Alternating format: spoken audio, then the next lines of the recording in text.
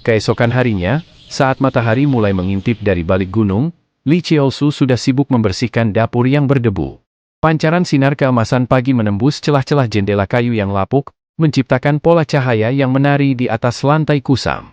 Melihat kondisi dapur sekte Gongdong dari dekat, membuat Li Cheolsu semakin sadar betapa memprihatinkannya kemiskinan tempat ini.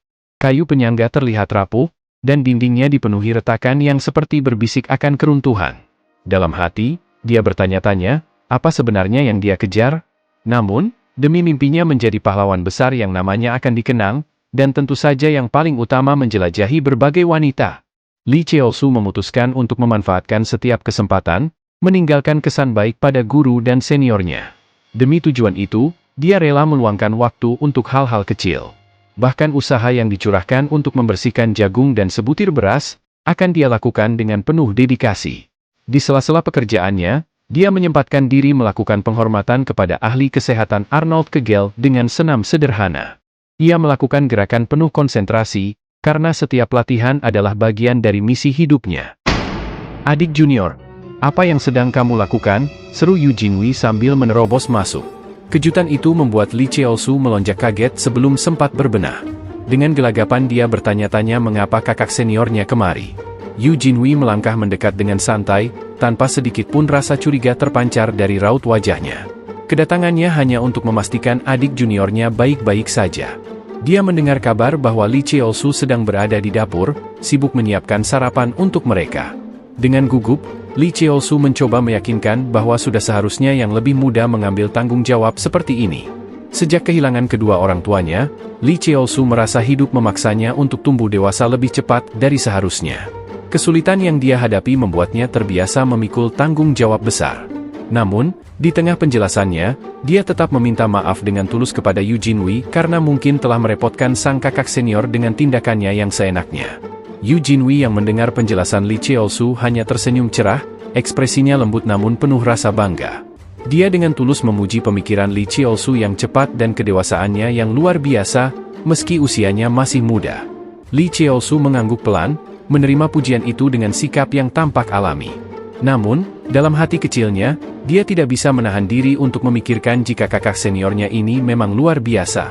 Bukan hanya berbakat, tetapi juga memiliki ketampanan yang sulit diabaikan.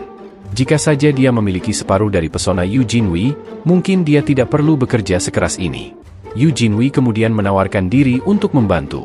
Ia menjelaskan bahwa dirinya memiliki pengalaman dalam menyiapkan makanan. Lagi pula, sebelumnya tugas itu memang merupakan tanggung jawabnya, dan dia tidak ingin melihat adik juniornya kesulitan seperti ini. Kepedulian itu membuat Li Cheolsu merasa, Yu Jinwi sangat menghargai ikatan persaudaraan antara senior dan junior. Lagi pula, di kehidupan sebelumnya Yu Jinwi memang mempunyai adik junior, hubungan persaudaraan mereka sangat erat. Adik juniornya bukanlah laki-laki melainkan seorang perempuan. Si cantik yang suatu hari nanti akan disebut sebagai yang terbaik di dunia. Tapi kemunculannya masih lama sekali. Jadi saat ini, hanya Li Cheolsu satu-satunya teman bermainnya. Dan untuk sementara waktu, Li Cheolsu akan memanfaatkan kesempatan ini sebaik-baiknya. Kemudian, Li Cheolsu menawarkan Yu Jinwi untuk menjaga dapur, karena dirinya akan mengambil air. Sejujurnya, Li Cheolsu tidak benar-benar ingin dekat dengan Yu Jinwi. Yang dia inginkan, hanyalah nama senior yang suatu saat nanti akan terkenal. Dia akan menggoda semua wanita yang bisa digoda dengan namanya, serta membuat mereka tergila-gila pada pesonanya dengan cara menaklukkan mereka berkali-kali. Tiba-tiba, suara kayu retak memecah keheningan. Rak dapur yang lapuk patah, menjatuhkan wajan besar tepat ke arah Li Cheolsu. Tapi sebelum wajan itu menghantamnya, tangan kuat Yu Jinwi meraih tubuhnya, menariknya dalam pelukan yang kokoh. Momen itu terasa seperti adegan dalam drama romansa. Sinar matahari pagi menerangi wajah Yu Jinwi yang memancarkan pesona luar biasa. Jantung Li Cheolsu berdebar kencang, dan untuk sesaat dunia terasa berhenti. Dalam hati dia bergumam, seberapa indah masa depan. Bukankah aku hanya harus menjaga pantatku? Beberapa detik berlalu, Li Cheolsu mulai menyadari ada sesuatu yang janggal. Wajahnya langsung berubah masam, ekspresinya penuh rasa jijik dan kaget saat menyadari posisi mereka. "Mana yang kau sentuh kakak senior?" teriak Li Cheolsu kesal. Yu Jinwi tersentak mendengar teriakan itu. Dengan gugup, mengangkat kedua tangannya seolah menyerah. Dia bersumpah tidak berniat melakukan apapun pada juniornya. Namun, bukannya mereda, penjelasannya justru membuat situasi semakin canggung. Wajah Yu Jinwi yang memerah hanya memperkuat kesalahpahaman di benak Lee Cheol-su. Tatapan marahnya berubah menjadi penuh rasa tidak percaya, dan dia mundur selangkah, menjaga jarak. 2 bulan kemudian, di aula bela diri utama Sekte Gongdong, sang guru menjelaskan aspek penting dari seni bela diri. Ada yang mengatakan, mengolah tenaga dalam memerlukan konsumsi pil dan ramuan secara terus-menerus untuk meningkatkannya. Yang lain percaya kemampuan fisik adalah kunci, dengan mengayunkan tinju dan kaki tanpa henti untuk membangun kekuatan. Tetapi kenyataannya, kekuatan seni bela diri sejati berasal dari keseimbangan di antara tenaga dalam dan kemampuan fisik. Ketika mereka saling melengkapi, seni bela diri dapat mencapai potensi penuh. Inti sebenarnya terletak pada kuda-kuda yang nampaknya sederhana, namun sangat penting sebagai dasar. Selama latihan, seseorang harus sepenuhnya fokus, memastikan postur tubuh yang tepat dan sempurna. Meski gurunya tidak mengingatkan itu, Lee Cheol-su tidak berniat malas-malasan. Dia mengerti bahwa pelatihan ini bukan hanya untuk seni bela diri, tapi untuk meningkatkan vitalitas dan memperkuat kejantanannya demi kesenangan masa depan. Kesulitan ini di pikirannya hanya akan membuat impiannya lebih manis. Lee Cheol-su merasa sikap kuda-kuda hari ini sangat menyegarkan. Hasil latihan 2 bulan akhirnya muncul. Dia bertanya-tanya, inikah yang dirasakan para pecandu olahraga ketika mereka menambah beban dumbbell. Dulu, saat Lee Cheol-su menjadi Kasim, tidak peduli berapa banyak melatih tubuh, dia tidak bisa menghilangkan perasaan netral dan nakal. Itu semua karena teknik seni bela diri Kasim terkutuk, teknik Guihua Treasure yang dia pelajari. Andai saja Lee Cheol-su tidak mengikuti resep tabib untuk reinkarnasi, dia tidak akan membuat lelah bawahannya atau mengumpulkan semua ramuan dan menyebabkan kerusakan lingkungan. Memikirkan semua kehidupan sebelumnya membuat Lee Cheol-su sangat marah. Dia diam-diam bersumpah, di kehidupan ini dia akan hidup sebagai laki-laki sejati yang sepenuhnya mampu, kuat, dan bermartabat, tidak seperti sebelumnya. Saat itu, Yu Jinwi datang menyadarkan Lee Cheol-su dari pemikirannya. Dia berkata jika guru menyudahkan latihan hari ini, jadi dia datang untuk menjemput adik juniornya. Lee Cheol-su tidak menyadari bahwa hari sudah larut, dia benar-benar menikmati latihan hari ini. Namun Lee Cheol-su merasa tidak puas. Dia ingin meningkatkan fisik sebagai pria yang penuh nafsu dan energi sesegera mungkin, tapi waktu berjalan terlalu cepat. Ketika malam hari, di Gunung Join, Lee Cheol-su menyelinap keluar sekte. Dia diam-diam melanjutkan latihan yang dirasa kurang cukup. Agar tidak mudah lelah di taman kesenangan, daya tahan kardiovaskular sangatlah penting. Namun, satu-satunya yang Lee Cheol-su khawatirkan adalah gurunya. Dia mengatur jadwal agar Lee Cheol-su tidak membahayakan tubuh mudanya. Jika gurunya tahu Lee Cheol-su melakukan latihan tambahan, dia pasti akan marah. Tapi Lee Cheol-su tidak bisa menghentikan latihan malamnya, karena pelatihan teratur tidak akan membuatnya menjadi raja vitalitas. Didorong hasrat yang kuat demi kesenangan masa depan, Lee Cheol-su memulai latihan dengan lari malam. Namun tidak jauh dari larinya, sosok yang familiar mengintip dari balik pohon. Kemunculan Yu Jinwi menyebabkan jantungnya melonjak. Di saat terkejut, Lee Cheol-su kehilangan keseimbangan dan tersandung jatuh ke tanah. "Kakak senior, kenapa kau di sini?" Namun tanggapannya datang dalam bentuk teguran. Yu Jinwi penasaran apa yang juniornya lakukan diam-diam keluar sekte. Yang dia lihat, Lee Cheol-su melakukan latihan tambahan. Guru mereka memperingatkan, mendorong tubuh melampaui batas merupakan hal yang berbahaya. Yu Jinwi tidak bisa mengabaikan hal ini. Lee Cheol-su merasa kesal karena ketahuan. Jika saja dia mempunyai tenaga dalam senilai 1 tahun, dia pasti bisa merasakan kehadiran Yu Jinwi melalui Qi. Untuk menghindari situasi ini, Lee Cheol-su tidak bisa meninggalkan Yu Jinwi sendiri karena takut akan dilaporkan. Tapi, jika dia tidak melanjutkan latihan malam, ketahanan kardiovaskularnya akan menurun, yang berarti lebih sedikit aliran darah ke jaringan Johnny. Kesimpulannya, saat ini Lee Cheol-su sedang dalam krisis vitalitas. Dia harus membuat alasan untuk keluar dari masalah.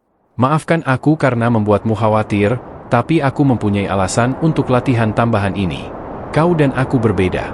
Sementara kau memahami 10 konsep ketika diajarkan 1 konsep, aku hanya orang bodoh yang mudah melupakan apa yang diajarkan. Aku benci ditinggalkan, aku benci gagasan diusir dan berkeliaran di jalanan. Dan aku benci kenyataan jika aku tidak memaksakan diri sampai ke tulang dengan latihan, Aku bahkan tidak akan mencapai kakimu, apalagi berdiri di sampingmu. Tergerak oleh penampilan emosional Li Cheolsu, Yu Jinhui terdiam. Hal itu mengingatkan pada masa kecilnya sendiri. Dahulu, ketika dirinya ditinggalkan dan dianggap seperti monster, Yu Jinhui merasa kesepian dan tak berdaya. Namun hal itu usai ketika kemunculan sosok yang membawa harapan, dan memberitahu jika dirinya juga punya tempat di bawah langit ini. Saat itulah dia mulai mengikuti gurunya ke sekte Gongdong, memulai babak baru dalam hidupnya. Mengingat kembali masa lalunya membuat Yu Jinhui terharu dan tak bisa menahan diri untuk tidak memeluk adik juniornya. Kemudian dengan tulus berkata, "Maafkan aku adik junior, aku tidak tahu jika dirimu berjuang dengan itu. Jangan khawatir, guru tidak akan pernah mengeluarkanmu hanya karena lambat belajar. Selama kamu menjadi bagian dari sekte Gongdong, tidak peduli apapun yang kamu lakukan, baik guru maupun aku akan selalu berdiri di sampingmu." Adegan ini membuat Li Cheolsu membeku sejenak, dia berpikir apakah percakapan seperti ini benar-benar harus terjadi. Lagi pula bagaimana bisa pelukan pertamanya berakhir seperti ini. Dengan pemikiran itu, Li Cheolsu mencoba melepaskan diri secara diam-diam. Tapi, tak peduli seberapa keras dia berjuang, tetap tidak bisa lepas dari pelukan Yu Jinhui. Dan begitulah kakak seniornya, mencuri 50 tahun hati Li Cheolsu yang murni. Namun, wajah Li Cheolsu memerah setelah menyadari ada sesuatu yang salah. Mengapa bagian dada Yu Jinhui terasa lembut, seolah-olah tanpa ketegasan? Pada saat itu, Yu Jinhui akhirnya melepaskan pelukan dan bertanya dengan perhatian yang tulus. "Adik junior, apakah kamu merasa lebih baik sekarang?" Melihat ekspresi Yu Jinhui yang tulus, Li Cheolsu tidak bisa menahan perasaan simpati. Yu Jinhui bukan hanya menguasai seni bela diri, dia bisa dengan sempurna menirukan teknik yang pernah dilihatnya. Tapi, siapa sangka dia mengidap ginekomastia. Li Cheolsu memang benar-benar memahami ginekomastia, karena dia juga mengalami penderitaan yang sama di kehidupan pertama. Bahkan dia harus melakukan transformasi untuk menghilangkan itu. Para wanita pasti sudah menganggapnya sebagai payudara. Namun dengan keakuratan 99%, informan kekaisaran mengambil kesimpulan kalau Yu Jinhui adalah seorang pria, jadi Li Cheolsu tidak mungkin menganggap seniornya sebagai seorang perempuan. Setelah beberapa waktu berlalu, sang guru memberitahu Li Cheolsu bahwa latihan seni bela diri dasar sudah berakhir. Mulai sekarang dia sudah bisa mengurangi latihan dasar, dan mulai fokus mempelajari tenaga dalam. Yu Jinhui dengan senang hati memberi selamat kepada Li Cheolsu. Wajahnya berseri-seri dengan kegembiraan, seolah-olah semuanya bergerak sesuai harapannya. Tapi Li Cheolsu tidak senang sama sekali. Walaupun dia bisa mempelajari tenaga dalam, dia tidak tahan dengan betapa menjengkelkannya Yu Jinhui. Membuatnya kelelahan mental dan dia hampir mencapai titik puncaknya.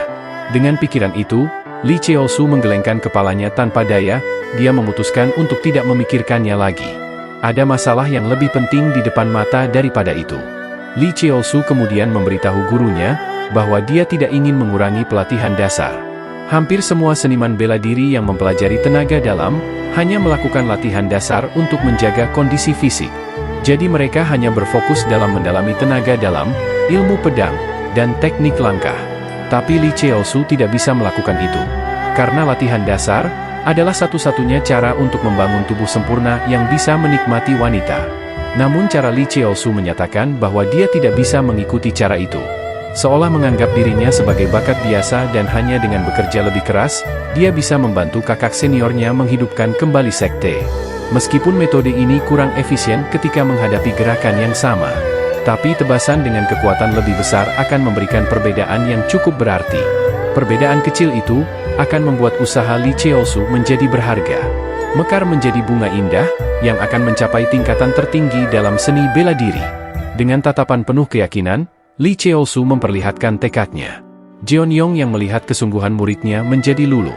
Ada masa di mana sekte Gongdong memiliki pengetahuan, untuk membimbing seseorang mencapai bakat puncaknya. Karena itu, perkataan muridnya mungkin benar. Meskipun tidak mengikuti standar pada umumnya, mungkin bisa membuat muridnya mencapai puncak dan membangun kembali sekte yang runtuh. Kemudian dia memberi Li Cheolsu sebuah formula teknik tenaga dalam. Sikap itu membuat Li Cheolsu salah paham. Dia berpikir apakah gurunya tidak mengizinkannya melakukan hal itu? Kalau begini, kedepannya akan menjadi sulit. Gurunya dengan cepat menjelaskan, dunia bela diri sangat kejam kepada mereka yang tidak memiliki bakat. Namun, semua jalan akan terbuka untuk mereka yang berani mengambil tantangan. Jadi, dia akan mengizinkan muridnya untuk melanjutkan pelatihan dasar, bahkan dia akan mewariskan teknik Soyang Simbeok. Dengan catatan Li Cheolsu harus mengingat baik-baik teknik tenaga dalam yang dia berikan. Li Cheolsu yang mendengarnya mengembangkan senyum cerah, dengan lantang menyebutkan jika dirinya siap. Dengan penuh semangat menerima apa yang dikatakan gurunya. Setelah persiapan selesai, sang guru mulai menyalurkan tenaga dalamnya ke Li Cheolsu. Membimbingnya menggerakkan nafas dan mengalirkan tenaga dalam, sesuai dengan teknik yang sebelumnya diberikan. Tenaga hangat yang mengalir ke ulu hati, ini sensasi yang tidak pernah dirasakan Li Cheolsu di kehidupan sebelumnya. Ini bukan hawa dingin yang menusuk seperti Gyunhwa Bojeon, melainkan kehangatan yang menyelimuti seluruh tubuh, seakan cahaya matahari memasuki nadinya. Selamat karena sudah memasuki ranah tenaga dalam, Cheolsu, ucap Jeonyong penuh ketenangan. Li Cheolsu yang mengetahui hal itu kegirangan, dengan fakta ini membuktikan jika dirinya bukan lagi seorang kasim, melainkan benar-benar sudah terlahir kembali menjadi seorang master. Ketika malam hari, Yu Jinwi menemui gurunya dengan tekad yang bulat. Dia menyampaikan keinginan untuk tetap mempelajari latihan dasar. Sebagai seorang senior, dia sadar akan tanggung jawab dalam membimbing junior. Jeonyong menatap Yu Jinwi, menyerap makna di balik keputusannya. Dalam hati, terselip sedikit kepuasan. Akhirnya, Jinwi mulai memahami arti hubungan antara senior dan junior. Dengan tenang, dia menyesap teh di tangannya sebelum menyetujui permintaan itu. Bagi Jeonyong, semua yang terjadi adalah bagian dari perjalanan dan pembelajaran. Ketika muridnya telah pergi, Jeonyong berdiri merenung di dekat jendela. Meskipun Yunwi dan Cheolsu masih muda, tetapi mereka serius ingin membangun sekte dan mengembangkan seni bela diri mereka. Serta yang paling penting, akhirnya dia merasa harapan pemimpin sekte sebelumnya akan segera tercapai. Sementara itu, di kegelapan Gunung Join, beberapa bangkai hewan ditemukan, tubuh mereka bersimbah darah dengan tanda gigitan kuat. Kemudian, ular raksasa merayap cepat melewati tubuh-tubuh itu. Bentuknya yang besar mengaduk angin dingin, membuat udara terasa lebih berat. Ketiga matanya bersinar nyala, seolah-olah siap memangsa siapapun yang ada di dekatnya.